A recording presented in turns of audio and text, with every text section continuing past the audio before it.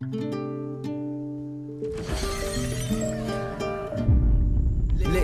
बता दिया मैंने। अघोरी नंदा है उसका नाम। अब अपना वादा पूरा कर लिपिका और मेरी हो जा।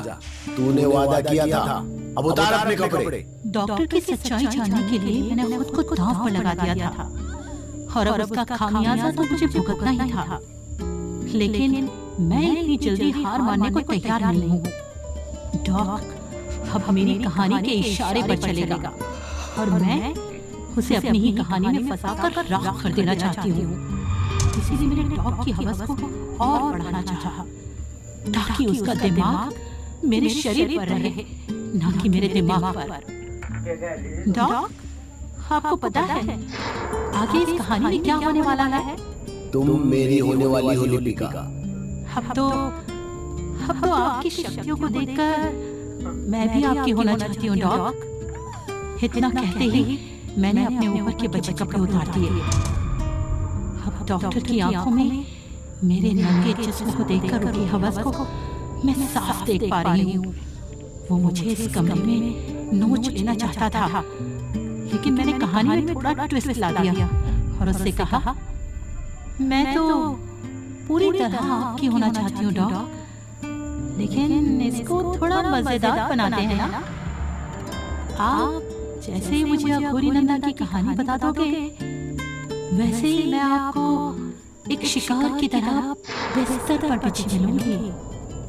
अघोरी नंदा का नाम सुनते ही डॉक्टर किसी शैतान की तरह तिलमिला उठा और जोर-जोर से चिल्लाने लगा, नंदा नंदा नंदा, सुनाई देता हूँ मैं तुझे उसकी कहानी। इतना कहते ही डॉक्टर ने हाथ में पकड़ी मशाल को जमीन पर दे मारा।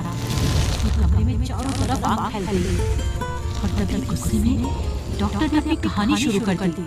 वो रात मेरी जिंदगी की सबसे काली रात थी। नशे की हालत में मैं पागलों की तरह गाड़ी चला रहा था और सीधे नदी के किनारे बसे शमशान में जा पहुंचा। कई चिताओं की अग्नि अभी भी वहां ठंडी नहीं हुई थी। मैं उन्हीं में से एक चिता के पास जाकर खड़ा हो गया। दूर खड़े एक आदमी ने मुझे आवाज दी, कौन हो तुम? उस चिता से दूर हट जाओ। लेकिन मैं राख होने ही तो आया हूँ। क्या कहा तुमने? तुम कौन हो? इस शमशान का रखवाला। मुर्दों को भी रखवाले की जरूरत होती है क्या? ज्यादा रोब ना बतियाओ बाबू, क्या काम है वो बताओ। एक चिता सजा दो। ना ढोल ना ताशा ना किसी की अर्थी, तो चिता किसकी सजा दो? मेरी। अरे पगला गए हो का? लोग मरने के बाद यहाँ आते हैं 4 कंधों पर, और एक तू आया है बुज़दिल कहेगा, खुद को खत्म करना चाहता है। ये शमशान है, ना कि सुसाइड पॉइंट। चल निकल यहाँ से। बड़ा आया, देख क्या रहा है? निकल। भागता है कि तू एक लाल मोहर। शमशान के चौकीदार की बात सुनकर मैं वहां से आगे बढ़ गया और जलती चिताओं से दूर अंदर जंगल की तरफ बढ़ने लगा। जहां पहुंचते ही मैं जोर जोर से चीख कर रोने लगा। क्यों किया तुमने मेरे साथ? क्यों? क्या मेरी मोहब्बत कम पड़ गई थी जो तुमने मेरे साथ ऐसा किया? मुझे नहीं जीना है, मुझे मौत दे दो, कोई मेरी जान ले लो, मुझे नहीं जीना है।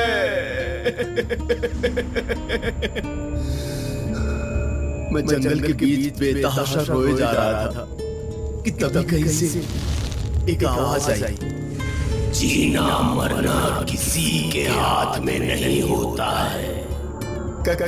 कौन है जो बोल रहा है? सामने आओ। तेरे सामने ही हूँ मूर्ख, जरा ध्यान से देख। तुम पेड़ से उल्टे क्यों लटके हो? कौन हो तुम? मेरी इतनी बात सुनते ही वो गायब हो गया और फिर अचानक से तेज चमकदार रोशनी के साथ मेरे सामने आ खड़ा हुआ। उसकी आंखों में बहुत तेज था। उसके सामने बस खड़े होने से ही मुझे असीम शक्ति का एहसास हो रहा था। मुझे उसे देखते ही लगने लगा था कि वो सर्वशक्तिमान है। बेवफाई का मारा मैं उसके सामने टूट गया था और उसके चरणों में गिरकर अपनी पूरी आपबीती सुना कि कैसे मेरी अपनी बीवी ही मुझे धोखा दे रही है और मुझसे झूठ बोल रही है। प्यार इंसान को कमजोर बना देता है, सच को स्वीकारो और जीवन में आगे बढ़ो। किसी सच को बाबा मुझे हमेशा कहती है कि काश मैं उसे समझ पाता, लेकिन कैसे समझो बाबा जब वो मुझसे कहकर घर से निकलती है कि वो काम पर जा रही है, लेकिन जाती अपने आशिक के साथ में है। काश मैं उसे समझ पाता और शायद ये सब होता ही नहीं। कितना अच्छा होता ना बाबा अगर मैं उसके मन की बातें पढ़ पाता और उसके कुछ कहने से पहले ही हर चीज उसके सामने हाजिर कर देता। इतना आसान नहीं होता है सब कुछ। आज तुम सिर्फ एक झूठ को पकड़ पा रहे हो तो इतने कमजोर पड़ गए। सोचो जो तुमसे झूठ बोल रही है तो उसके दिमाग में क्या चल रहा होगा। अगर तुम वो सब जान जाओगे तो जिंदगी सिर्फ मुश्किल ही नहीं नरक के समान प्रतीत होगी। मुश्किल नहीं आसान होगी। उसकी पसंद नापसंद सब जान जाऊंगा और फिर मेरा प्यार सिर्फ मेरा होगा, बस मेरा। प्यार आजाद रहे तो ही अच्छा है, बांधो मत उसे। आपको क्या पता कि प्यार क्या होता है? नंदा हूं मैं, अघोरी नंदा। प्यार परिवार सब बंधनों का अनुभव है मुझे। मेरे अघोरी बनने का कारण भी मेरा प्यार है। जाने दे तू नादान क्या ही समझेगा। चल मैं तुझे किसी का भी मन पढ़ने की शक्ति प्रदान करता हूँ और देखता हूँ कि तू क्या बदल सकता है। सच्ची? लेकिन ये शक्तियां यूं ही नहीं मिलती। उसके लिए साधना करनी होगी और कठिन परीक्षा से भी गुजरना होगा। अघोरी बनना होगा, त्याग करना होगा। कर पाएगा? बोल। आप मुझे अपना शिष्य बना लो, मैं कुछ भी करने को तैयार हूं। ठीक है। इसके आगे उसने मुझसे कहा कि अगर मुझे उसका शिष्य बनना है तो संसार के मोह माया को त्याग कर उसके साथ वहीं वीराने में रहना होगा। आधी रात को शमशान में साधना करनी होगी और खुद को साबित करना होगा कि मैं उन शक्तियों के लायक हूं भी या नहीं। मैंने अघोरी नंदा की बात पर कोई नामुमकिन नहीं की, क्योंकि मैं तैयार था। मैं अडिग था उस चीज को पाने के लिए जिसकी मैंने कल्पना की थी। इसके बाद अघोरी नंदा ने जलती हुई चीता की तरफ इशारा किया और मुझसे अघोरी रूप को धारण करने को कहा।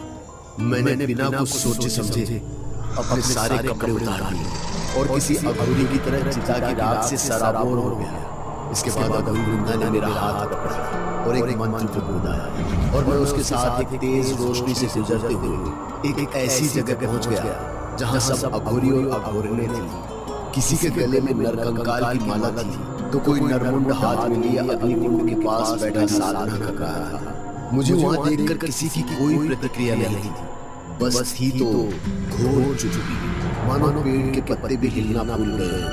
तभी मेरी नजर एक अघोरी पर पड़ी जो चिता की राख से कुछ बटोर रहा था। जैसे ही मैं उसके पास गया वो चीखते हुए कहने लगा, मांस खाएगा, मांस। बोलता कि नहीं? उसके अचानक ऐसे बोलने से मैं सकपका गया था। मैं अंदर तक कहां गया। हर तरफ अघोरियों को देखकर मुझे ऐसा लग रहा था जैसे सब मेरी तरफ ही देख रहे हैं, जैसे वो मेरी ही जान के दुश्मन थे। ये सब कुछ देखकर मैं डरा और घबराने लगा कि तभी मुझे ऐसे देखकर अघोरी नंदा ने कहा, तुम्हारी पहली परीक्षा है। पहले तुम्हें अपने डर पर काबू करना सीखना होगा। इतना कहते ही अघोरी नंदा कहीं गायब हो गए और वहां मौजूद दूर दूर तक खड़े सैकड़ों अघोरी और अघोरों की नजर मुझ पर ही थी। उन्हें देखकर ऐसा लग रहा था कि वो मेरे खून के प्यासे थे। देखते ही देखते वो सब मेरी तरफ बढ़ने लगे। एक एक करके मेरी तरफ बढ़ने वाले अघोरी शैतान में बदलने लगे कि तभी उनसे बचने के लिए मैं जंगल की तरफ भागने लगा। लेकिन जब मैंने नजरें उठाकर चारों ओर देखा तो मैं चारों तरफ से घिर चुका था। उनसे बचने के लिए मैं एक पेड़ के पीछे जा चुका, लेकिन तभी मुझे अघोरी नंदा की बात